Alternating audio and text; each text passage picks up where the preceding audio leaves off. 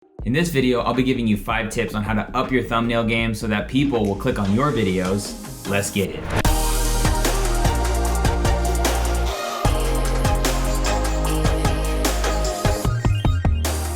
What's up? I'm Omar Eltakrori with Think Media, giving you the best tips and tools for building your influence with online video. This channel, we do tech gear reviews, we do tutorials, and we also do tip videos just like this one. So if you're new here, consider subscribing. If you clicked on this video, you probably realize how important thumbnails are for your YouTube videos. It actually doesn't matter if you create an awesome YouTube video and nobody actually wants to click on your video because your thumbnail doesn't actually communicate what somebody is looking for. Here at Think Media, we actually take time to batch shoot thumbnails, and what that actually means is that we just take a designated time where all we do is shoot thumbnails. And I think this is a great and awesome practice that will actually save you time when you're creating video content, because you won't have to think about taking thumbnails during your video shoot days. And so something to keep in mind. But all that to say, I want to give you 5 practical tips if you plan on doing a thumbnail batch shoot day, and I really think it's going to help you take your videos to the next level.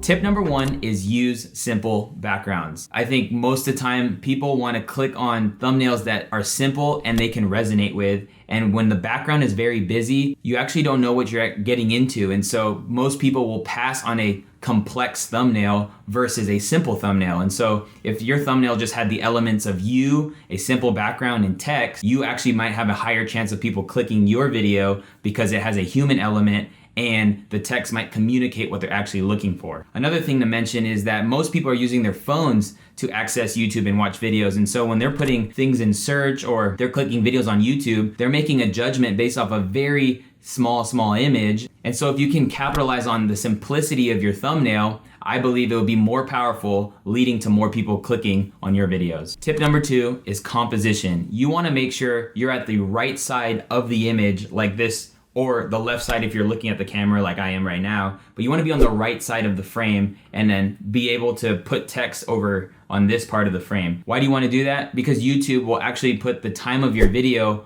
over that part right over here on the bottom right of the screen. And so if you shoot yourself on this side, put text on this side of the photo, you will then probably cover some of the words you're trying to say to the person that's searching your video. And so it's really important that you justify yourself to the right of the image so that you leave room for text and make it super clear and easy for people to see what your video is all about before they actually watch the video. Tip number 3 is have outfit changes. I think it's really smart to bring a change of clothes and, particularly speaking, like change of tops, so that you can have options when you're taking these images. Because it's really simple to actually take a handful of thumbnails because you're taking just various different images. And so if you can get 10 good thumbnails in this t-shirt, do it again in a different shirt, and you'll have more to choose from for the future. Thinking this way or batching is really smart, especially if you tend to shoot most of your YouTube videos in the same spot. So if you have your office or you have your YouTube studio set up and you just usually deliver content in the same place,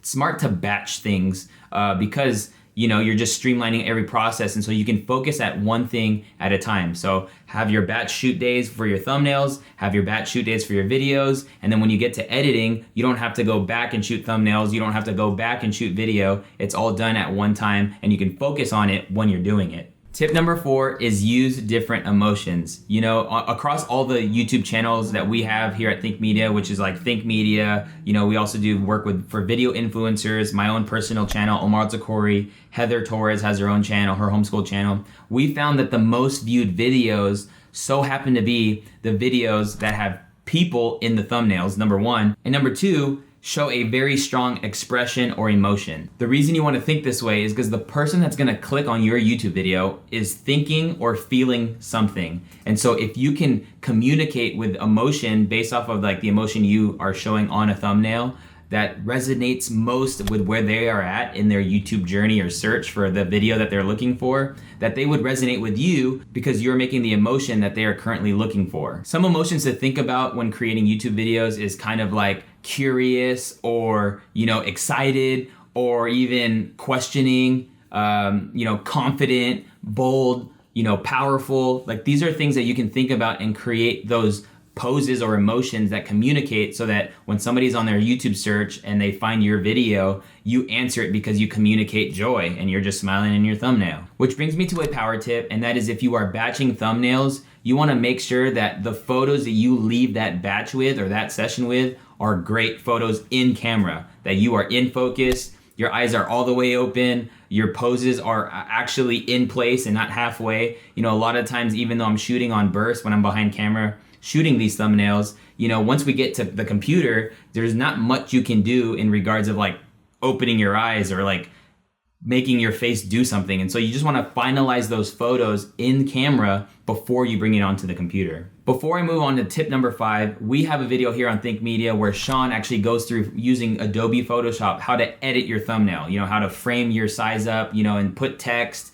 and then make it everything it needs to be in order to be your actual thumbnail. If you want to learn how to edit your thumbnail using Adobe Photoshop, we'll put that video on the YouTube card and in the description below. But tip number 5 is think about hiring a photographer. Hiring a photographer actually complements the 4 tips that I shared. It gets you more photos, it gets you more options, it gives you the ability to change your outfit sooner, it gets you more in less time. You don't have to think about yourself if you were in focus, take one shot, go back to the camera, take another shot, use timer. So it makes everything efficient. You get more with less time, and that's where you want to go in your YouTube career. You want to be able to produce more things in less time, which is totally doable, but just something to keep in mind when hiring a photographer. Question of the day, do you batch shoot your thumbnails or do you batch shoot your videos? Let me know in the comment section below, and make sure to check out that video of Sean teaching how to edit your thumbnails using Adobe Photoshop. We'll put that in the YouTube card and in the description below. Until then, I'll see you in the next video. Take it easy.